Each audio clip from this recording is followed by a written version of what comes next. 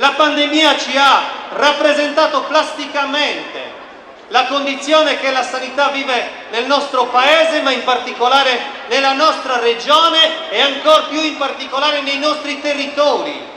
Non siamo stati capaci di governare, di gestire un evento così drammatico, è vero, imprevedibile, al quale nessuno poteva essere pronto, ma abbiamo assistito alle carenze, alle lacune che il sistema sanitario pubblico ha presentato. E quindi io credo che noi dovremmo essere capaci di fare una richiesta. E la richiesta non può che essere rimettere al centro della politica, delle scelte, non il mercato, non le risorse, non i quattrini, ma la persona portatrice di diritti, perché è da lì che riparte una vera battaglia che deve animarci nei territori, come state facendo stamattina qua a Nuoro, come abbiamo fatto nei giorni scorsi in altre località della nostra regione e come faremo ancora, per arrivare poi a una grande iniziativa, io credo, che deve vederci ancora tutti insieme uniti, magari a Cagliari, davanti ai palazzi del governo, per rivendicare questo nostro diritto. E guardate, io credo che, lo dicevo poc'anzi, la pandemia ci ha presentato il conto, ci ha dimostrato quanto le scelte compiute non sono state idonee e capaci di governare questo processo. E davanti a queste scelte che oggi ci troviamo, guardate, davanti ad un bivio importante che ci chiamerà a fare delle scelte importantissime. Abbiamo la disponibilità di tantissime risorse messe a disposizione dai piani europei, dal Recovery Plan, dal Piano Nazionale di Ripresa e Resilienza, dal quadro pluriennale dei fondi comunitari, tante risorse messe a disposizione della nostra comunità che dobbiamo essere capaci di gestire. Guardate, fra le tante misure contenute nel piano nazionale ce n'è una destinata al tema della salute. È la misura numero 6 che dice chiaramente che dobbiamo rimettere al centro delle scelte le persone e i loro diritti, con particolare attenzione al diritto alla salute.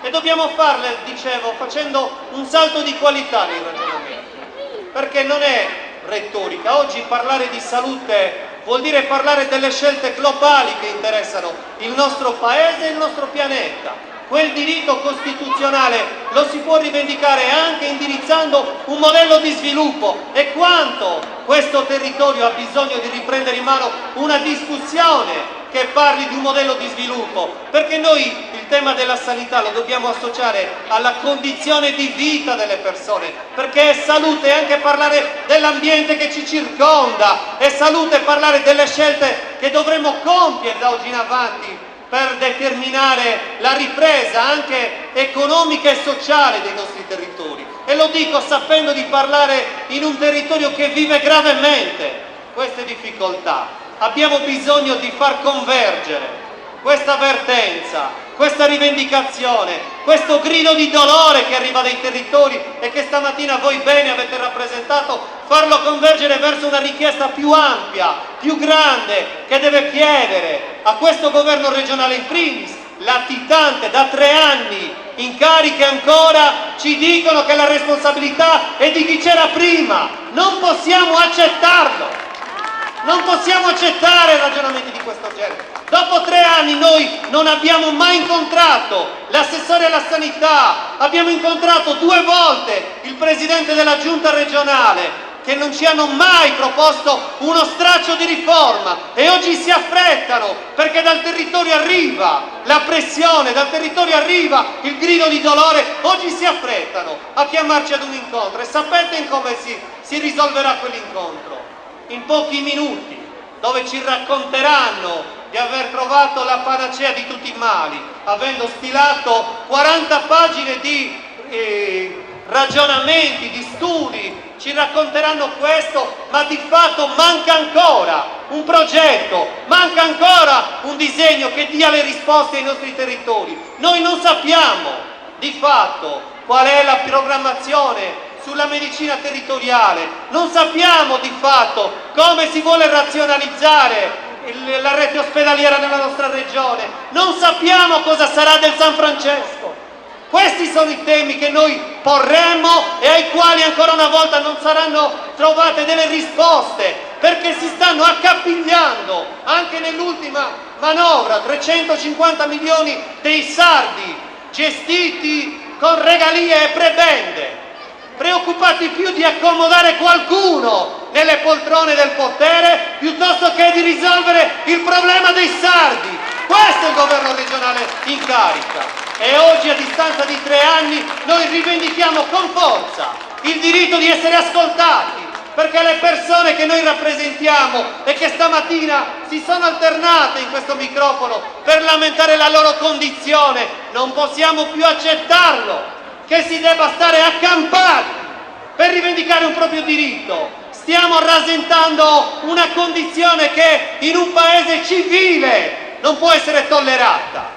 Questo io credo debba essere il messaggio che anche da questa piazza sale forte nei confronti del palazzo del governo regionale, e io credo che non dovremmo avere timore. Questo assessore deve andare a casa, ha fallito in tutto, ha fallito in tutto. Siamo stati la regione con i dati peggiori, per fortuna siamo un'isola, altrimenti staremo qui a contare i morti per la pandemia, per la loro incapacità di gestione di quell'emergenza, e oggi sono ancora qui a dirci che le responsabilità sono di altri. Ma di che cosa stiamo parlando?